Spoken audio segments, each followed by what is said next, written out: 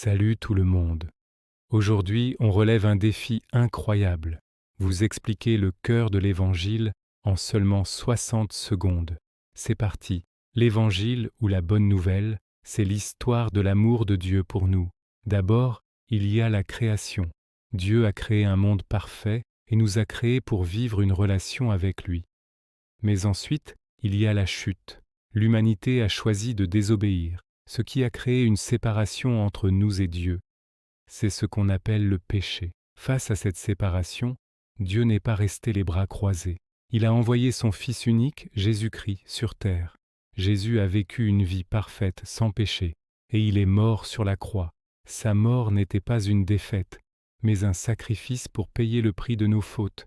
3 jours plus tard, Jésus est ressuscité, prouvant sa victoire sur la mort et le péché. C'est la rédemption. En croyant en Jésus et en son sacrifice, nous pouvons être pardonnés et restaurer notre relation avec Dieu, recevant ainsi le cadeau de la vie éternelle. Voilà le message central en un éclair. Si ce sujet vous intéresse et que vous voulez une version plus détaillée de 7 minutes, laissez un commentaire. N'oubliez pas de liker et de vous abonner. À bientôt. Bonjour à tous et bienvenue. Aujourd'hui, nous allons explorer ensemble le cœur du message chrétien, l'Évangile en seulement 7 minutes. C'est un défi, mais c'est une histoire qui a changé le monde et qui continue de transformer des vies. Alors installez-vous confortablement et ouvrons nos cœurs. Tout commence avec Dieu. La Bible nous dit que Dieu est amour, qu'il est parfait, juste et saint. Il a créé un monde magnifique et au sommet de sa création, il a placé l'humanité, vous et moi. Il nous a créés pour avoir une relation personnelle et proche avec lui. Imaginez une amitié parfaite, sans aucune ombre. C'était le plan initial. Dieu nous a créés à son image, avec la capacité d'aimer, de choisir et de vivre en harmonie avec lui et avec les autres. Mais quelque chose s'est brisé. La Bible appelle cela le péché. Le péché n'est pas juste une liste de mauvaises actions. C'est avant tout une rupture de confiance, une décision de suivre notre propre chemin plutôt que celui de Dieu.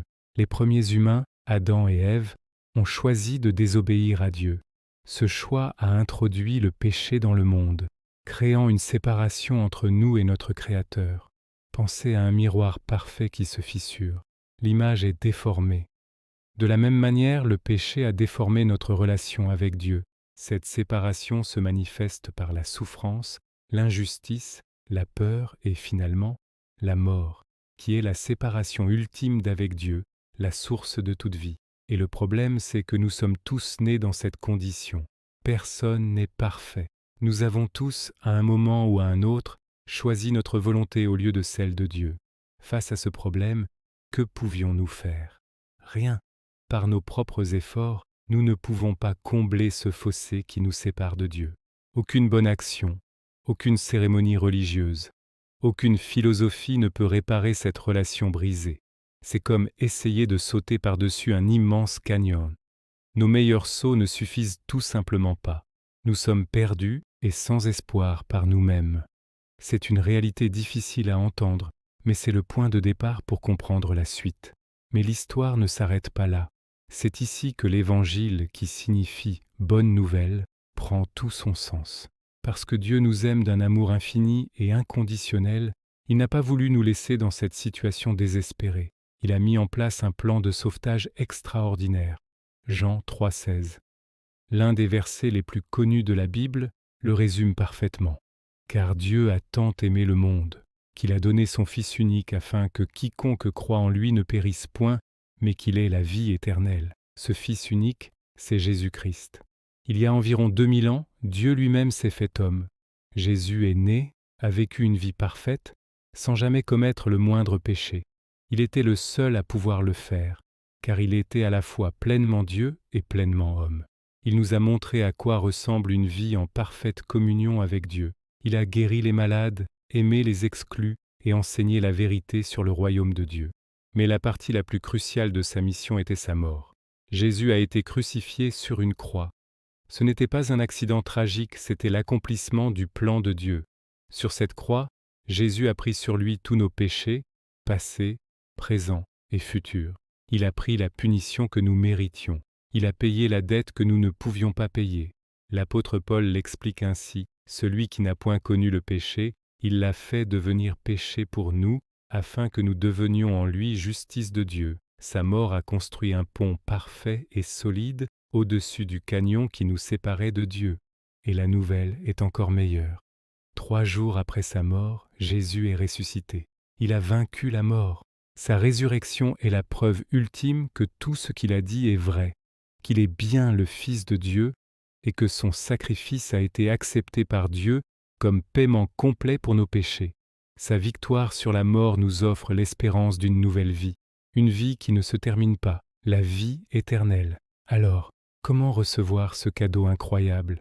C'est très simple, mais cela demande une décision personnelle. La Bible nous dit qu'il y a 2 choses à faire.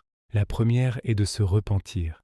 Se repentir, c'est reconnaître que nous avons suivi notre propre chemin, que nous avons péché, et décider de faire demi-tour pour nous tourner vers Dieu. C'est un changement de mentalité et de direction. La deuxième chose est de croire. Croire que Jésus est le Fils de Dieu, qu'il est mort pour nos péchés et qu'il est ressuscité. Ce n'est pas juste une croyance intellectuelle, c'est placer toute sa confiance en lui pour notre salut, comme on placerait sa confiance dans un parachute avant de sauter d'un avion. C'est lui confier notre vie. Lorsque nous faisons cela, quelque chose de miraculeux se produit. Nos péchés sont pardonnés, complètement effacés. La séparation est finie. Nous sommes réconciliés avec Dieu. Nous ne sommes plus ses ennemis, mais nous devenons ses enfants. Nous recevons son Esprit Saint, qui vient vivre en nous pour nous guider, nous consoler et nous aider à vivre une vie qui lui plaît. Nous recevons le cadeau de la vie éternelle, qui n'est pas seulement une vie après la mort, mais une nouvelle qualité de vie qui commence dès maintenant en relation avec Dieu. Voilà l'Évangile. C'est une histoire d'amour, de sacrifice et d'espérance. C'est une invitation. Dieu ne force personne. Il se tient à la porte de notre cœur et il frappe. Il nous invite à entrer dans cette relation avec lui. Si ce message résonne en vous aujourd'hui, vous pouvez parler à Dieu là où vous êtes. Vous pouvez lui dire que vous reconnaissez votre besoin de lui, que vous croyez en ce que Jésus a fait pour vous et que vous voulez le recevoir comme votre Sauveur et Seigneur. C'est une prière simple qui peut tout changer. Merci d'avoir pris ces quelques minutes pour écouter. J'espère que cela vous a éclairé. Si vous avez des questions, n'hésitez pas à les poser dans les commentaires. Prenez soin de vous et à très bientôt.